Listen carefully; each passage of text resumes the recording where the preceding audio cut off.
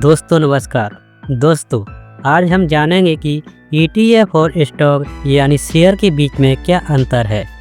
अगर आप निवेश की दुनिया में नए हैं तो ये जानना बेहद ज़रूरी है कि दोनों में फ़र्क क्या है और कौन सा आपके लिए बेहतर हो सकता है। तो चलिए बिना किसी देरी के यह वीडियो शुरू करते हैं। सबसे पहले बात करते हैं स्टॉक की। स्टॉक या शेयर किसी कंपनी में आपका मालिकाना हक दर्शाता है। जब आप किसी कंपनी का शेयर खरीदते हैं तो आप उस कंपनी के हिस्सेदार बन जाते हैं। जैसे अगर आपने रिलायंस का शेयर खरीदा तो आप रिलायंस के मालिकों में से एक हैं और आपको उसके मुनाफे में से हिस्सा मिलता है। अब बात करते हैं ETF की। ETF यानी एक्सचेंज ट्रेडेड फंड एक ऐसा फंड होता है जो कई शेयरों, बॉन्ड या अन्य संपत्तियों का मिश्रण होता है। यह किसी इंडेक्स जैसे निफ्टी 50 या सेंसेक्स को ट्रैक करता है। ETF की खास बात यह है कि आप इसे स्टॉक की तरह ही स्टॉक एक्सचेंज पर खरीद और बेच सकते हैं, पर फर्क ये है कि इसमें आप एक ही बार में कई कंपनियों में निवेश कर लेते हैं। अब बात करते हैं दोनों की संरचना की। स्टॉक में निवेश करने का मतलब है आप एक ही कंपनी में निवेश कर रहे हैं। आपकी सफलता पूरी तरह से उस कंपनी के प्रदर्शन पर निर्भर होती है। ETF में कई कंपनियों का मिश्रण होता है, मतलब आपका निवेश केवल एक कंपनी में नहीं बल्कि कई कंपनियों में फैला होता है। इससे अगर एक कंपनी का परफॉर्मेंस खराब होता है तो बाकी कंपनियां उस नुकसान की भरपाई कर सकती हैं। अब देखते हैं विविधता का पहलू। स्टॉक में निवेश करते वक्त आपकी पूंजी सिर्फ एक कंपनी पर निर्भर होती है।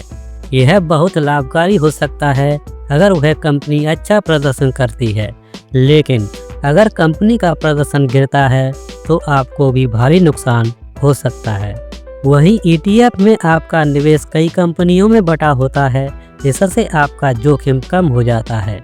उदाहरण के लिए अगर आपने निफ्टी 50 ETF में निवेश किया तो आपकी पूंजी 50 कंपनियों में फैली होगी।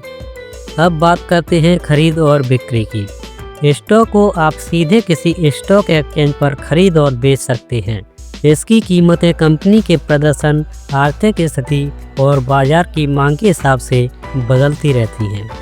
ETF को भी स्टॉक की तरह ही ट्रेड किया जाता है, लेकिन इसकी कीमतें उस इंडेक्स या संपत्ति के अनुसार बदलती हैं जिसे वह ट्रैक करता है।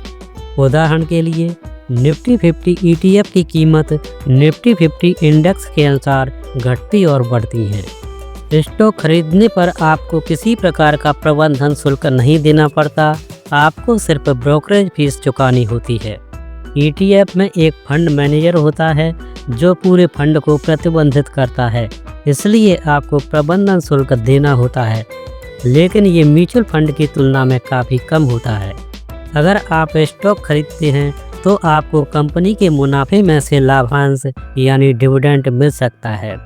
वहीं ETF भी आपको डिविडेंड दे सकता है, लेकिन ये उन कंपनियों पर निर्भर करता है जिनमें ETF ने निवेश किया है। कुछ ETF में डिविडेंड का पुनर्निवेश किया जाता है जिससे उसकी नेट एसेट वैल्यू बढ़ती है। स्टॉक का जोखिम अधिक होता है क्योंकि यह केवल एक कंपनी के प्रदर्शन पर निर्भर करता है। अगर वह कंपनी नुकसान में जाती है तो आपके शेयर की कीमत भी गिर सकती है।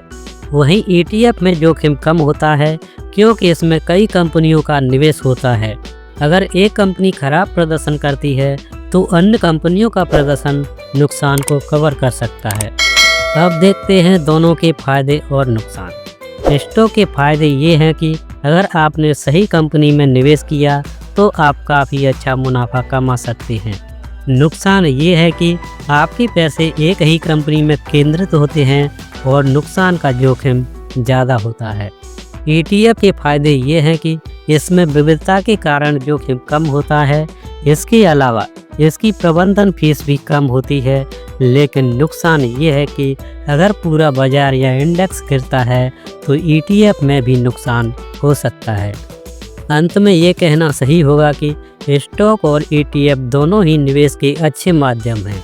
अगर आप किसी एक कंपनी पर फोकस करना चाहते हैं और उसमें मुनाफा देखना चाहते हैं तो स्टॉक आपके लिए बेहतर हो सकता है।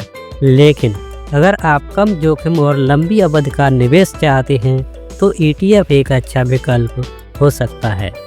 तो दोस्तों, उम्मीद है कि आपको यह वीडियो पसंद आया होगा और आप ETF और स्टॉक में फ़र्क अच्छी तरह से समझ गए होंगे और हमारे चैनल को सब्सक्राइब अवश्य करें। धन्यवाद।